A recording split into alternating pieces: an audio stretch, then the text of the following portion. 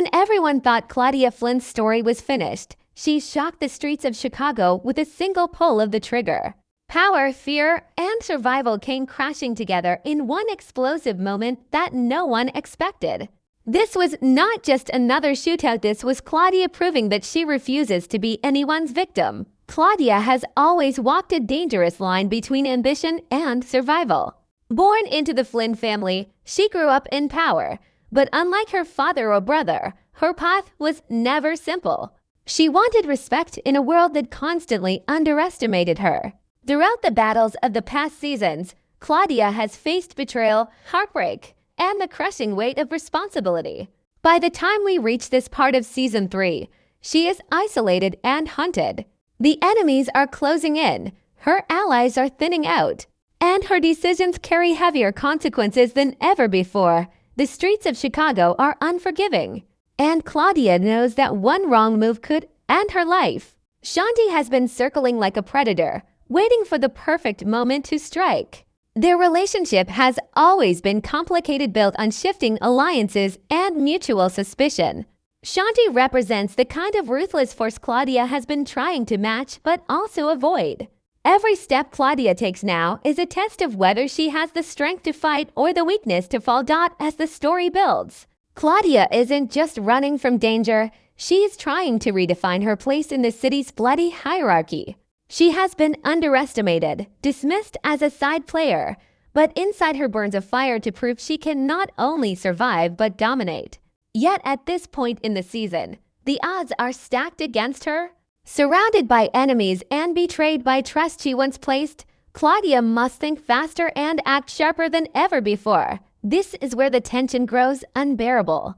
We see Claudia pushed into corners both physically and mentally. Her world is shrinking, and every decision feels like a gamble with death. When Shanti finally steps forward, it is not just a meeting between two women, it is the collision of two forces. Shanti embodies control, power, and intimidation.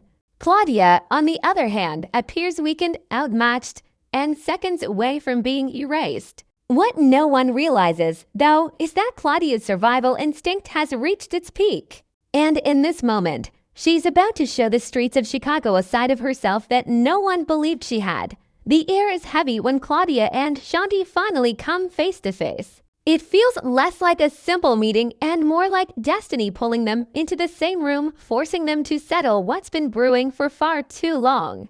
Shanti doesn't walk in quietly, she moves with authority, every step echoing like a threat. She's built her name on strength, confidence, and the kind of sharpness that cuts through fear. Standing across from Claudia, she looks like the predator circling its prey, eyes cold and unshaken. Claudia, in contrast, looks smaller in this moment, almost fragile to anyone watching from the outside. Her body carries exhaustion. Her face shows the pressure of battles she's fought both in the streets and in her own family. But beneath the thin layer of vulnerability is something no one notices right away. A storm of determination. She doesn't flinch as Shanti closes the distance. She doesn't step back.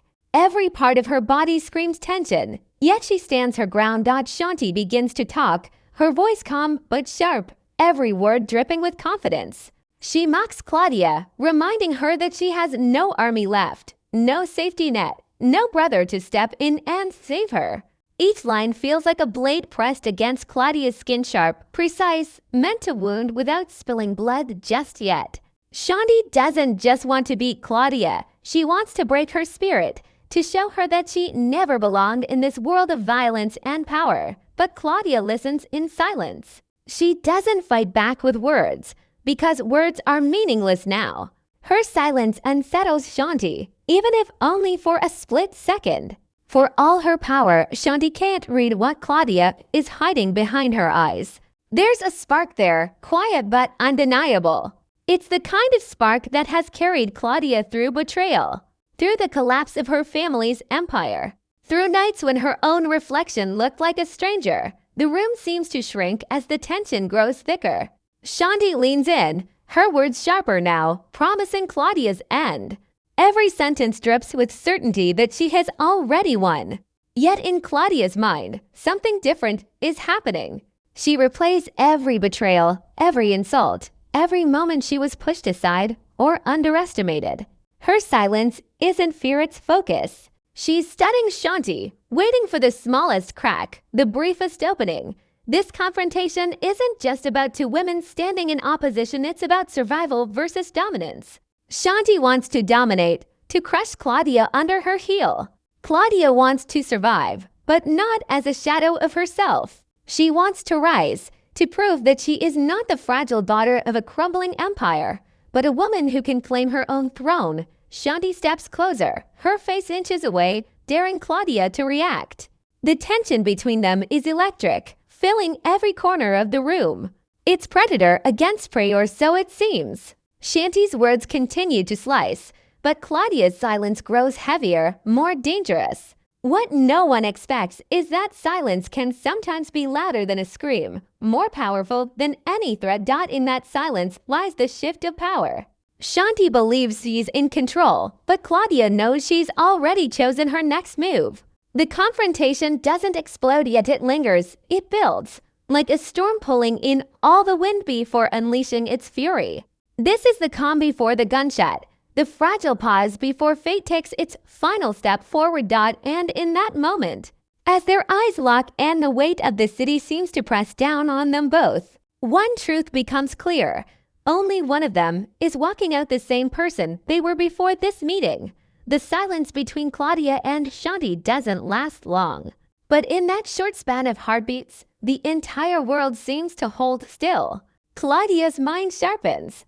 Every sound becomes louder, the faint hum of the city outside, the steady tick of a clock, the echo of Shanti's breath. Shanti leans forward, ready to strike with words or fists, but what she doesn't see is the shift in Claudia's eyes. For the first time, Claudia no longer looks cornered, she looks certain. This moment is not a coincidence. It's the boiling point of everything Claudia has endured. She has been underestimated her entire life, painted as fragile, dismissed as unfit to lead.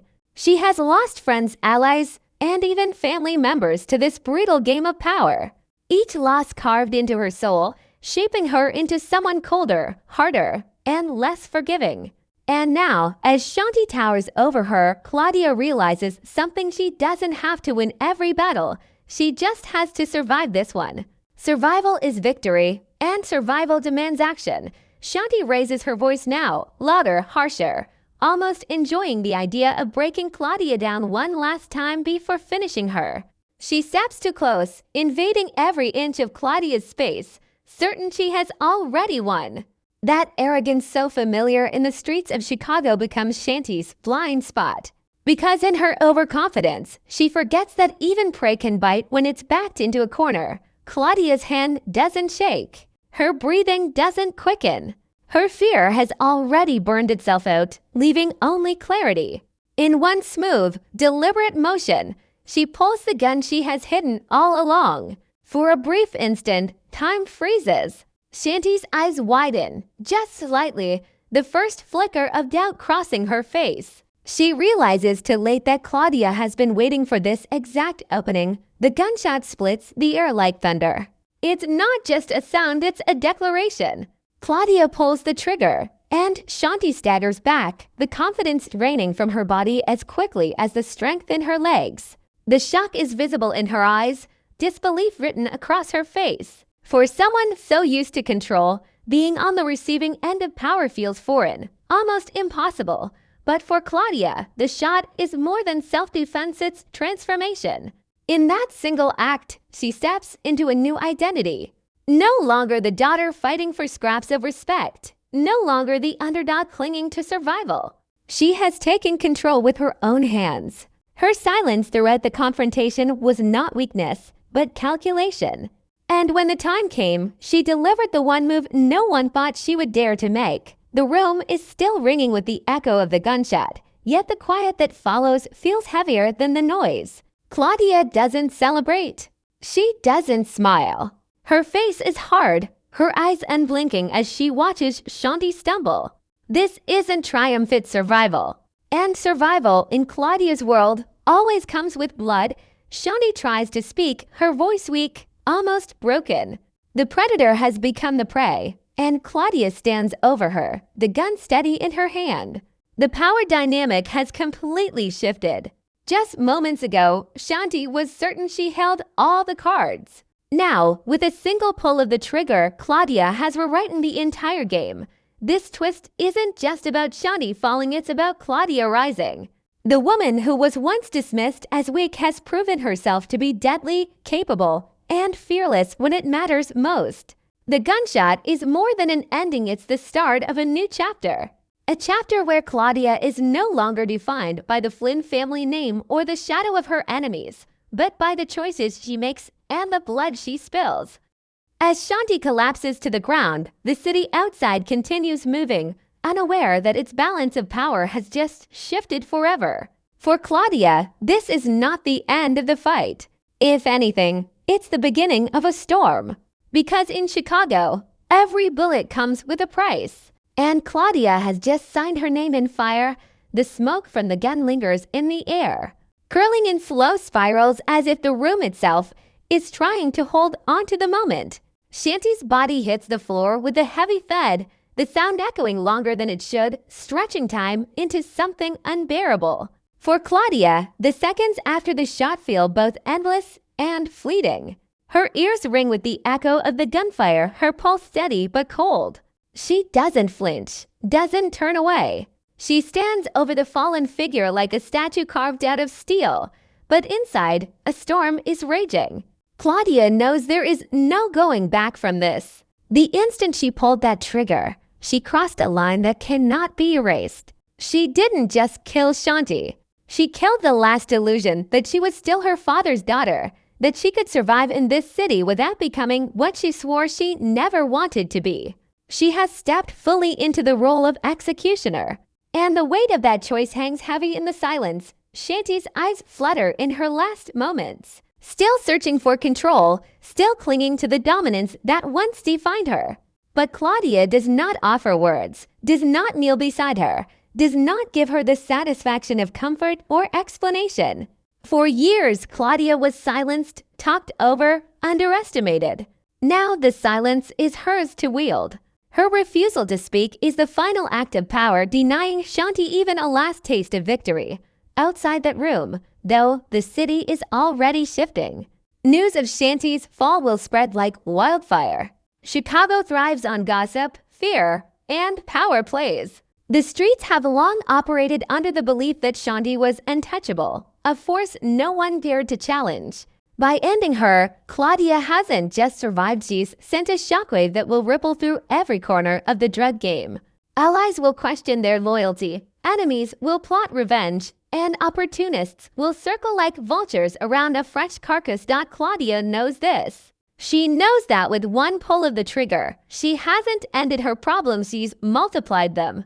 Shanti may be gone, but the enemies who loved her, feared her, or depended on her will not stay silent. Retaliation is inevitable. Claudia has lit a fire, and fires in Chicago spread fast. But she also understands something else. Fear changes the game.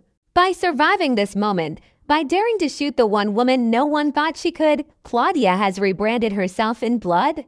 She is no longer seen as weak, no longer dismissed as a figure in the background. She is now a name that demands attention. Yet survival is not without scars. As Claudia stands over Shanti's lifeless form, she feels both stronger and emptier. Strength because she proved herself. Emptier because survival always comes with a cost. Every face she has had to erase, every bond she has had to sever, pulls her further away from who she once was. The woman who wanted legitimacy, respect, and independence is slowly being replaced by someone who thrives in shadows. Someone who knows that power is measured in bodies left behind. The room feels heavier now, as if it carries the ghosts of everyone Claudia has lost. But she doesn't allow herself to crumble. She steadies her hand, lowers the gun, and takes one long breath. For Claudia, hesitation is no longer an option. If she hesitates, she dies. If she regrets, she weakens. And in this world, weakness is a luxury no one survives. When she finally steps away, leaving Shanti behind, she carries with her not just the weight of a kill, but the birth of a new reputation. The city will whisper about this night. Some will call it betrayal, some will call it madness, but everyone will agree on one thing. Claudia Flynn is no longer running from death, she is walking hand in hand with it. The aftermath isn't quiet. It's a storm waiting to break. And Claudia, whether she's ready or not, has just become the eye of it.